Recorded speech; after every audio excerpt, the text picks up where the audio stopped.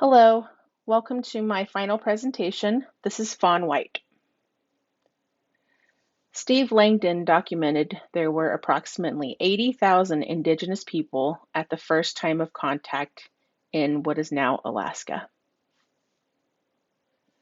That number dwindled to around 30,000 in the 1900s, but today Alaska has the highest Native American population per capita in the nation, with approximately 115 Alaska Native people and 229 federally recognized tribes living in Alaska. Each tribe or village is a distinct culture with distinct traditions and history. However, there is a shared history between all of them. I will be talking about child physical and sexual abuse and death. If you need to exit this presentation in order to protect yourself, please do so. The boarding school era. The boarding school era is a colonization story that rarely gets told to the mass population, but recently it has been brought back into the news cycles due in part to the remains of 215 children that were discovered on the grounds of the Kamloops Indian Residential School in British Columbia, Canada. If you have not heard or seen this news, I urge you to look it up. It's an extremely sad but necessary story that needs to be told.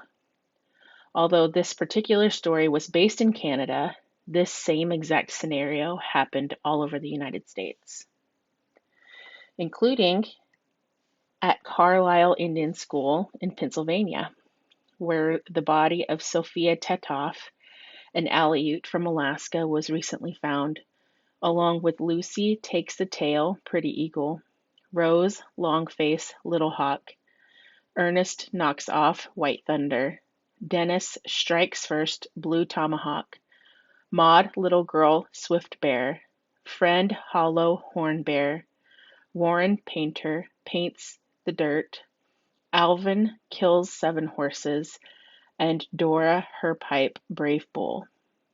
Their bodies will be disinterred this June 17th and returned to their closest living relatives. American Indian and Alaska Native boarding schools. American indigenous populations were devastated when their children were ripped from their homes and placed in institutions where they were forced to speak a foreign language, wear clothing and uniforms that were not theirs, unceremoniously made to cut their hair. They were made to eat foods that were not able to be digested by their small bodies. They were not given proper medical care. And among other extremely horrible atrocities, some were victims of sexual assault and abuse by pedophiles placed in these religious and state-ran institutions. Here are several photos that I found while doing a quick search. This photo is of Alaska Native children who were transported from Alaska all the way to Pennsylvania to Carlisle Indian School. These other children were American Indian children from the lower 48. I wanted to show the before and afters to highlight the dramatic and traumatic changes that these children were forced to make. I want you to stop and put yourself in the shoes of the parents. My very own children are this same age, and it absolutely tears me to pieces thinking about having my children ripped from my family. My soul is crushed thinking about what these children went through. Some were not able to survive such trauma, and the ones that did had lasting psychological damage. I want you all to know that even though these photos are black and white and seem like they were in the distant past, there are still boarding school survivors that are alive to this day. This is a photo of Jim LaBelle. He was 8 when he was taken from his village, put on a plane to Wrangell, Alaska, where he was stripped naked, his head was shaved, and he was scrubbed with harsh brushes and pesticides before given a uniform and a number. Does that sound familiar? We all learned about this part of world history, but this part of America's recent history is rarely told, and it reinvents itself time and time again.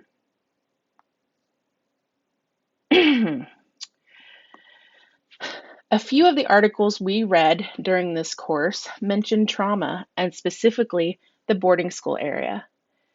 Articles such as this one.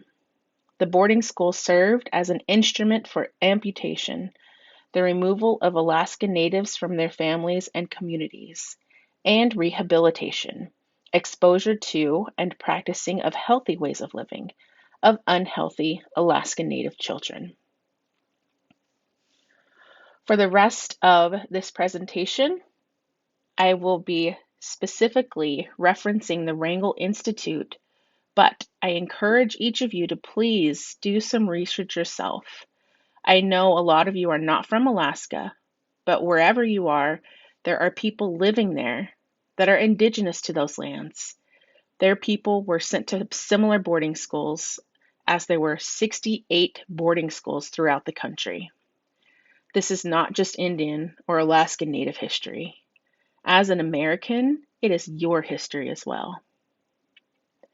The initial goals of formal education in the North were to Christianize and civilize Alaska Natives.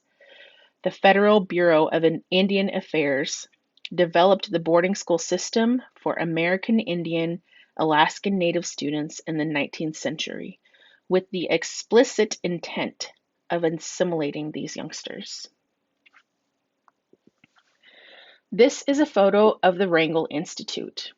I couldn't find very many photos of it, so this one will have to do. If you lived in a community that did not have a school, or if you were an orphan, or if your parents were deemed unfit, you were forced to attend a boarding school. In Wrangell, Alaska, was this boarding school, and it was for Alaska Natives. It was one of the Alaskan options for boarding schools. It was in operation from 1932 until 1975. Children ages 5 to 15 were enrolled here. Okay, I want you to humor me for a second. Close your eyes. Imagine you're 5 years old.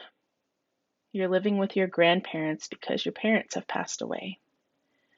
You live a pretty good life in a small whaling village in the Arctic tundra, next to the Bering Sea. Your favorite thing to do is ice fish with your grandpa. Your favorite food is monk duck, which is blubber from a bowhead whale. One day, people show up in your village and tell your grandparents you will be going to a boarding school because they are too old to care for you. They cry, you cry, but that doesn't stop the people from taking you. You have a number with a wire twisted onto your parka. You're put on a small plane with all of the other crying children, and you're flown to a big city. You get off the plane, and then you get on a much bigger plane. You've never seen anything like this city, or these people, or these planes. The big plane takes you to what could easily have been another planet. A green one, with mountains and trees. It smells funny, and you don't like it there. You're immediately lonesome for your cold tundra home. That is what I imagine when Mr. LaBelle talks about his experience. Other experiences include children that were severely beaten by other children at the directive of the teacher because they spoke their own language. Experiences where a boy was sexually assaulted by an administrator every year for 6 years. Experiences of children watching other children die. And this was only part of the experience. Okay, once again, close your eyes. You're at boarding school. You've been here for many years. You've ate government food. You've only spoken English. And you've worn a uniform for years. But now it's time for you to go home. You get on the big plane, you switch to the little plane and onto your beautiful village.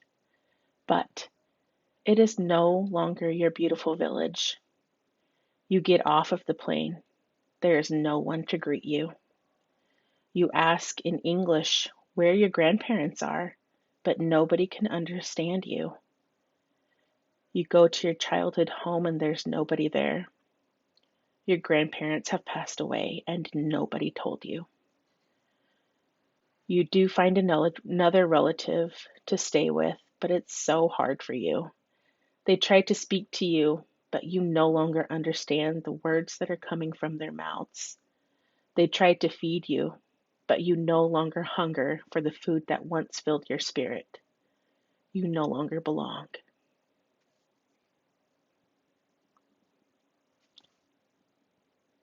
Diane Hirschberg says, some survivors experience post-traumatic stress disorder and social phobia, as well as lasting emotional scars.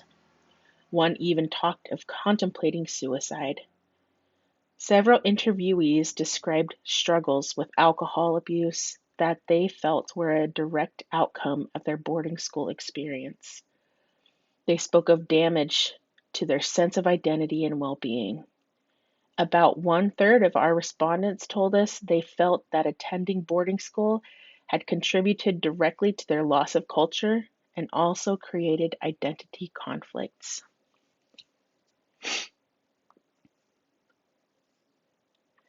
The effects of this colonization tactic are far-reaching to where the children, grandchildren, and great-grandchildren feel the effects of it to this day. Some survivors are unable to recall the language and therefore are unable to teach it to their children. One survivor talked about being away from home at the prime time when he should have been learning subsistence knowledge. To be on my own and to go and do those things, I wasn't there. I wasn't taught that. I wasn't ready. That was the saddest part. The real spirit of teaching comes from the parents, from the aunts and uncles who were supposed to raise you, teach you all of this. In other words, when I finished high school, I was too old for that. My uncles to go and teach me all that, I was too old. That cultural part of me that was really important was never fulfilled. I have a void that I can't feel. That really hurt. And how can I pass that on to my kids, my children? Because I don't know that part, and I don't know which is really important. Researchers and administrators often wonder why Indigenous people have such a hard time with the educational system. It's tough to try to work with a system that has been designed to steal away your identity. But there is hope. A positive American Indian identity has long been considered important for cultural continuity survival and psychological wellness. The Nome public school system has been working for several years with the Inupiaq Language Nest on starting a cultural immersion program to help foster a positive Indigenous identity. This year was the inaugural year with the first classroom opening. The teacher, Miss Maddie Kiminak Alvena Stimfel, opened the immersion kindergarten class to 20 children. In this class, Miss Kiminak spoke and taught exclusively in Inupiaq, the King Island dialect. The parents of the children were encouraged to take an Inupiaq language class where they learned basic Inupiaq. Inupiaq elders were welcome in the class and were teachers in the class as well. The children learned about the seasons based on traditional ecological knowledge and were encouraged to learn by doing. This gives me hope. It shows me that the Inupiaq population in Nome, Alaska are working step by step to heal and to regain what was once taken from them. We read an article in this course about survivance. How survivance is moving beyond our basic survival and in the face of overwhelming cultural genocide to create spaces of synthesis and renewal. Survivance is not just survival, but also resistance. While the United States has yet to acknowledge its role in the historical and continuing traumatization of Indigenous people, the Native people are not only surviving, but practicing survivance. Survivance for me is raising my own children and passing down what culture I know. Survivance is witnessing my 6-year-old speak the language of his people. Survivance is the mere act of being in this course, of being alive, of being aware of my history and ensuring people acknowledge it. My survivance is having the privilege to tell these stories respectfully and honestly. The Indigenous community is working on healing. Healing shows itself in many forms. For me, healing was educating you on this topic. It was honoring the victims and the survivors of these boarding schools by not forgetting their names or their stories. Part of my healing is hoping that you also honor these stories and the Alaska Native people by not forgetting what you learned in this class. We will all walk different paths after this course. Please take this knowledge with you.